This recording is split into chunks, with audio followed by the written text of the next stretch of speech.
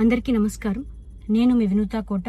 తెలుగింటి ఆడబిడ్డగా మీడియా ద్వారా రాష్ట్ర ప్రజానికానికి, శ్రీకాళహస్తి నియోజకవర్గ ప్రజలకు, నాతో పనిచేసిన మా జన సైనికులకు కొన్ని విషయాలు తెలియజేయడానికి మీ ముందుకు వీడియో ద్వారా వస్తున్నాను.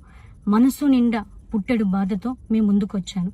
మేము చేయని తప్పుకి మేము జైలుకు వెళ్ళినందుకు కూడా నాకు బాధ లేదు, కానీ మేము చంపాము అని మీడియా ఛానల్లో ప్రచారం చేయడం నాకు చాలా చాలా చాలా బాధ వేసింది.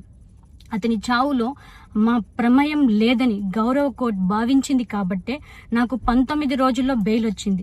సబ్సిక్వెంట్లీ 1 నెలలో మా అందరికీ బెయిల్ వచ్చింది.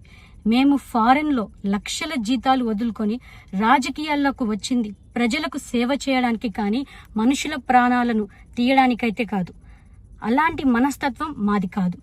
ఈ కేసులో మాకు ఎలాంటి సంబంధం లేదని గౌరవ కోర్టులో మేము నిరూపించుకొని క్లీన్ చీట్తో తప్పకుండా ఈ కేసు నుండి బయటకు వస్తాం. ఈ కేసు చెన్నై కోర్టులో విచారణ ఉన్నందున నేను ఈ కేసు గురించి ఇంతకు మించి మాట్లాడకూడదని మా లాయర్లు నన్ను సూచించారు. మేము ఏ తప్పు చేయలేదు. నిజాలు ఆ దేవదేవుడికి, శివయ్యకి తెలుసు. ధైర్యంగా పోరాడతాం.